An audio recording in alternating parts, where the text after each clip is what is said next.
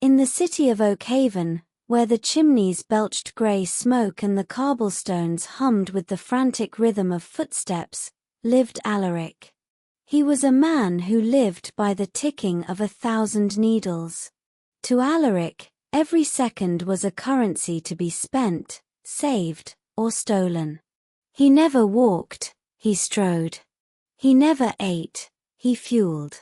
He looked at the world as a series of deadlines, terrified that the sand in his glass was pouring out faster than he could catch it. His apartment was a cathedral of gears.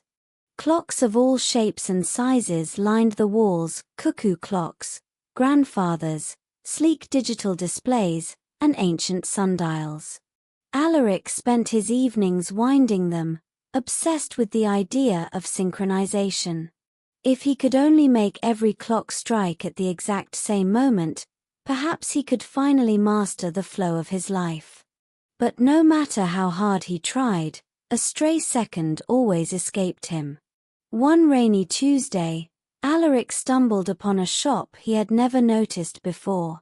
It was tucked between a bakery and a tailor, with a sign that simply read the interval. Inside, the air smelled of ozone and ancient paper. Behind the counter sat Eloan, a woman whose eyes seemed to hold the stillness of a deep well. She didn't look at her watch. She didn't look at the door. She simply watched the dust motes dance in a stray beam of light. "You are chasing something that doesn't want to be caught," Eloan said, her voice like the rustle of dry leaves. She reached beneath the counter and produced a small, silver hourglass filled with iridescent blue sand. "This is a stilling glass. Flip it, and the world will pause for everyone but you.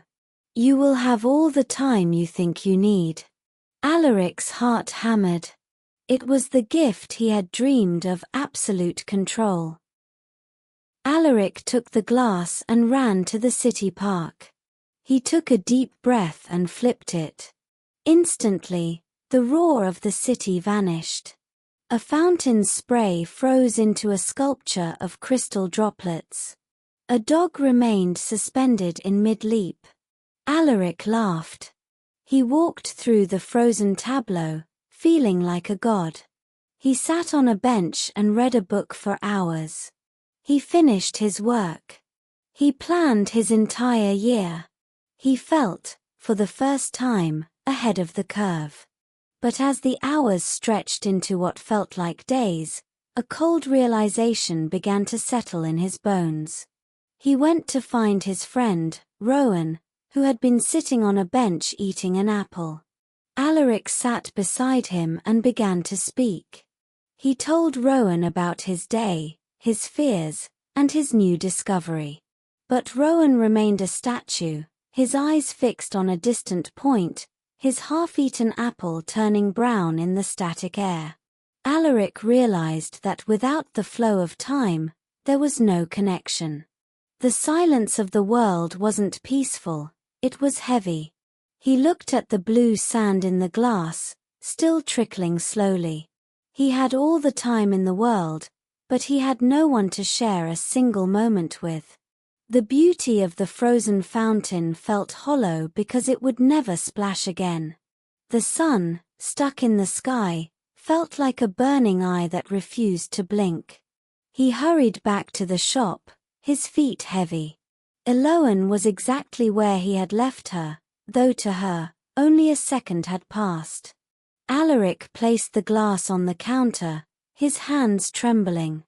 "It's a prison," he whispered. Eloan nodded slowly. "Time is not a resource to be hoarded, Alaric. It is a river. If you stop the flow, the water turns stagnant. Its value lies in its departure." Alaric walked out of the shop and watched as the blue light faded from the air. Suddenly, the world rushed back in. The sound of traffic, the chirping of birds, and the smell of rain hit him like a physical wave. He pulled his expensive watch from his wrist and looked at it. The second hand was sweeping forward, relentless and beautiful. With a steady hand, he dropped the watch into a nearby trash bin. That evening, Alaric sat on his balcony. For the first time in years, he didn't wind his clocks. He let them wind down, one by one, until the ticking faded into a soft, natural silence. He watched a single leaf detach from a branch and drift slowly toward the earth. It took only a few seconds to fall, but to Alaric, it was the most important thing that had ever happened. He wasn't saving time anymore, he was finally living in it. Life isn't measured in hours saved, but in moments fully lived.